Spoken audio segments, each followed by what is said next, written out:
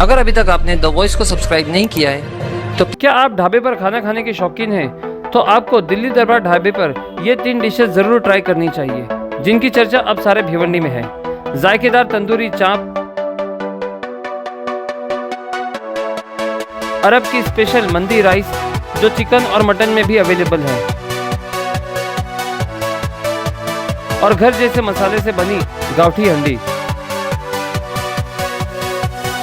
In तीनों dishes का taste लाजवाब है। एक बार जरूर विजिट कीजिए Delhi Darbar dhaba at Bhinar village, old Nashik road, Bhiwandi. Jijau संस्था के भाईदूज कार्यक्रम में जमा हुई सैकड़ों महिलाएं। जीजाऊ सामाजिक और शैक्षणिक संस्था की ओर से भाईदूज का कार्यक्रम पद्माश्री हॉल में आयोजित किया गया था, जिसमें सैकड़ों की संख्या में आशा वर्कर, बचत गट की महिलाओं ने भाग लिया। जीजाऊ संस्था के अध्यक्ष नीलेश सांबरे ने कहा कि पिछले 4 साल से हम ये कार्यक्रम का आयोजन कर रहे हैं। कोविड के दौर में जहाँ हर इंसान अपनी जान की परवाह कर अपने घरों तक सीमित हो गया था, ऐसे मौके पर भी आशा वर्कर, नर्स, आंगनवाड़ी सेविका, महिला पुलिस, महिला डॉक्टर की कोविड के दौर की खिदमत को देखते हुए 4 साल पहले भाईदूज का ये कार्यक्रम शुरू किया गया था, जिसमें महिलाओं का सत्कार सम्मान किया जाता है, जो अब भी जारी है। कार्यक्रम में आई हुई सभी महिलाओं को संबोधित करते हुए नीलेश सांबरे ने कहा कि हम अपने बच्चों के साथ साथ समाज के हर गरीब बच्चे को उच्च शिक्षण मिले, इसकी कोशिश कर रहे हैं। उच्च शिक्षण प्राप्त करने का अधिकार हर बच्चे को है और वो इसे मिलना भी चाहिए। हमारी ये कोशिश होनी चाहिए कि समाज के हर पिछड़े वर्ग को उच्च शिक्षण मिले। समाज से गरीबी को दूर करने के लिए उच्च शिक्षण बहुत जरूरी है। कृतज्ञता भाऊबीज या ठिकाणी सादर केली जाते। या कार्यक्रमाचं आयोजन केलेलं आहे। कोविड काळामध्ये ज्या आपल्या आशाताई राहू दे, नर्सेसताई राहू द्या, अंगणवाडी सेविका, महिला पोलीसताई, डॉक्टर महिला यांनी जे रस्त्यावर उतरून समाजाला वाचवण्याचं काम केलं होतं, त्या दृष्टीने गेल्या 4 वर्षापासून आपण दोन्ही ठाणे पालघर जिल्ह्यातील प्रत्येक तालुक्यामध्ये जाऊन आशाताई, अंगणवाडी सेविका, महिला डॉक्टर, महिला पोलीसताई यांचा भाऊबीजेच्या निमित्ताने आदर सत्कार केला जातो।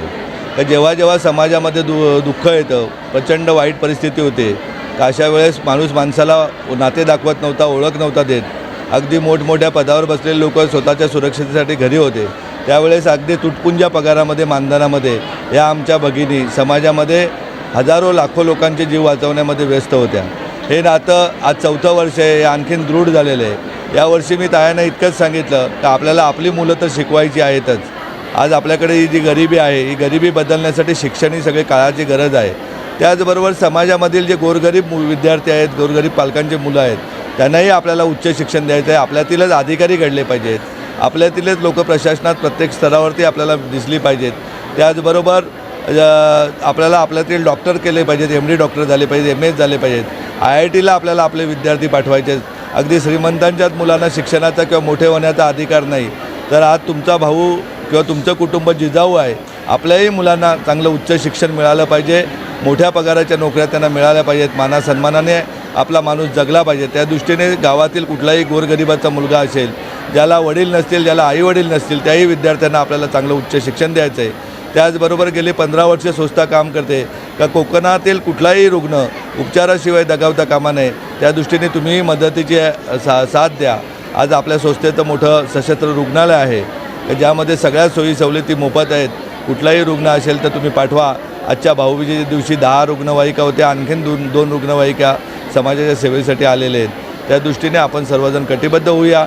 राजकारण्यांना राजकारण्यांचं काम करू द्या, पण आम्हाला समाजातील शेवटचा माणूस याला मोठं करायचं। जेव्हा समाजाचा शेवटचा माणूस मोठा होईल, तेव्हाच समाज मोठा होईल।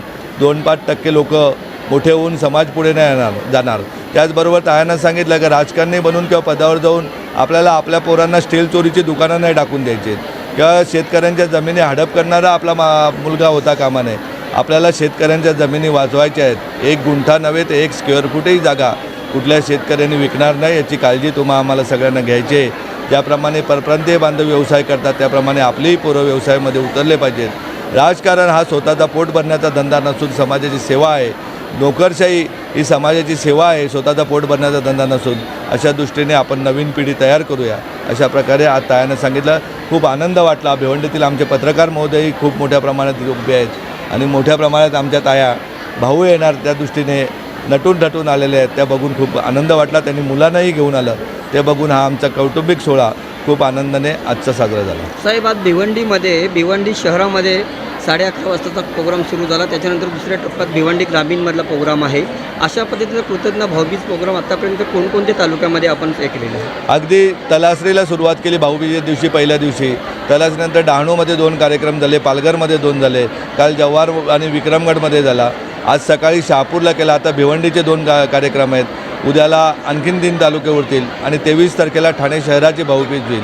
या दोन्ही जिल्ह्यातील आमच्या सगळ्या आशाताई, सगळ्या अंगणवाडी सेविका, नर्सेसताई आणि महिला पोलीस यांना सर्वांना मान सन्मानाची भाऊबीज होईल. हे फक्त काय रक्षाबंधनसारखी राखी बांधणे आणि भाऊबीज ओवाळणे हा नसून हा शिक्षण आणि आरोग्याची आमची भाऊबीज आहे.